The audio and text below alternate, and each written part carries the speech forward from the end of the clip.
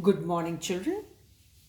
Today we will see some points which we should keep in mind while calculating K or Kc. What is K or Kc? Equilibrium constant in terms of concentration. We all know very well that K or Kc is equal to always ratio of the active masses of the product to that of reactant with their stoichiometric coefficients. We have seen this much in detail. So if we have to calculate K or Kc for any reaction, what all points to be kept in mind? First is the active masses of all solids and pure liquids are taken as unity, means 1. Now suppose I have the equation CaCO3. It breaks up into CaO plus CO2, and this is a reversible reaction. Within brackets, they are giving you their uh, physical states: solid, solid, gas. Now, if I want to calculate its K or call it Kc, one and the same thing. But as I told you again, if it is Kp, then you have to write precisely Kp. But this K is as good as Kc. Understood. You write K or Kc, taken for granted, one and the same thing.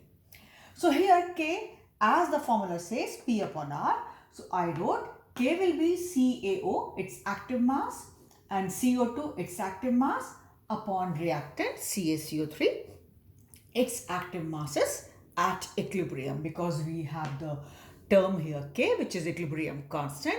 So but obviously these will be the concentrations at equilibrium in terms of moles per liter. Now if you have to put the values, children, now this is solid and this is solid. So their active masses will be taken for granted 1. So this is 1, this is 1. This is only equal to what? Active mass or molar concentration per liter of that of CO2. Am I clear? This will be 1, this will be 1, because I told you the active masses of all solids and pure liquids are taken as unity. So this is 1, this is 1. So 1, 1 means, you see, these got cancelled. So K is equal to simply what? Active mass of CO2. So this much you have to see. So here K was equal to simply CO2, and they will be giving you the active mass or molar concentration of this at equilibrium, and that will be the answer. That's why, children, you will see that the unit of K we have not discussed so far, because that will depend upon reaction, that varies from reaction to reaction. With the result, your K cannot have a fixed unit here, right? So this is one thing we have learned, that active masses of solids and pure liquids are taken as unity. Hence, because of that, it is equal to active mass of CO2. Then, under the same heading, as I told you, active masses of salts and pure liquids. Now, what do you mean the pure liquids here? One is, they specified as pure liquid. Second is, pure liquid means liquid in equilibrium with gas also, right? Suppose I have this equilibrium, H2O liquid going into H2O gas, and this is in the phase of equilibrium, right? So if I want to calculate its K, K will be what? H2O gas upon H2O liquid, their active masses. Now H2O liquid, they are in the equilibrium. One is pure liquid. One is, even in the pure liquid, here pure liquid also means, I have not written the word also, that's why I take it on the same heading. One is they specify pure liquid. When they write liquid, you take it for granted. But if H2O, or there are some liquids which are in equilibrium with the gas, then too also, you will take liquid, its active mass as unity. So here H2O liquid, here H2O gas. So it was P upon R, H2O gas upon H2O liquid. And again we know H2O liquid will be 1.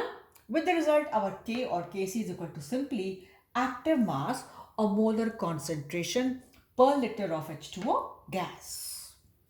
Hope this point is clear to you, right? Once they will write liquid, or even if the liquid is in equilibrium with the gas, then too it will be there. So one is, they're saying pure liquid, and pure liquid also means liquid in equilibrium with gas. Even if they say liquid is a solvent here, then too it will be 1. Again, I'm saying active masses of all solids and all pure liquids are taken as unity. One, they are saying liquid, it is one. Even if your pure liquid is in equilibrium with gas, then too it is one. Or even if they write that liquid is the solvent there, then too it will be one. I took some cases here to just to show you this. But even if they specify somewhere that so and so liquid is being used as solvent and they're showing it in the reaction, then also you will take the active mass of that liquid, even if it is used as solvent, as unity. And if they show that as a part of reaction in the reactant or product, whatever is there. Am I clear? So liquid in any form, if it is pure, whether pure itself a liquid or is in equilibrium with gas or being used as solvent, its active mass will be 1. Then children, suppose I have a reaction forward and backward. Say I take the example like this, NaOH plus HCl gives you NaCl plus H2O. So this is our forward reaction, and if I take it this way, this will be our backward reaction, correct? So this is base plus acid, or say acid plus base. This is neutralization reaction. And reverse, you adding water to the salt. Let's call it hydrolysis. Suppose I show it in short by N, and this I show in short by H. So this is our forward reaction, this is our backward reaction. So whatever is the K for the forward reaction, say I call it by KF, its reciprocal will be the value of equilibrium constant for the backward reaction. I did not write the whole sentence. I am saying, suppose you have a reaction forward and the backward, and you are given the value of equilibrium constant for any forward or backward. So what is there? Whatever the rate of, whatever the value of K for one side reaction, its reciprocal will be the value of K for its backside reactions, the other side reaction, the opposite side reaction. Means whatever the K for the forward reaction, the reciprocal of that will be the value of K for the backward reaction. So K forward is equal to 1 upon K backward. K forward, whatever the value of K for the forward reaction, its reciprocal will be the value of K for the backward reaction. If Kf is 10, Kb will be 1 by 10. I hope I'm clear. If Kf is 10, say for example, Kb will be 1 by 10. Right? It's reciprocal. So suppose I have this as neutralization reaction and this is hydrolysis reaction. So our Kn, suppose I show K for this reaction as Kn and K for this reaction as Kh. So our Kn will be 1 upon Kh.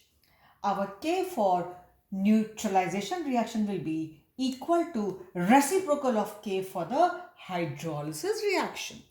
Kn will be equal to 1 upon Kh. K forward will be equal to 1 upon K backward. Whatever the value for forward reaction, its reciprocal will be the value for the backward reaction. These simple points. So you have just seen 2-3 points. One is active masses of solids and liquids in any form. If it is pure, whether they are writing as liquid within brackets giving a state, or it is in equilibrium with the gas, or even if they are mentioning somewhere the solvent, its active mass will be 1. And number 2, whatever the K for forward, its reciprocal is the K for backward reaction. Points, simple yet important, can be asked anywhere in the form of short questions, or you may be requiring these concepts for solving your numericals. So simple points, but keep in mind. This is all for this video.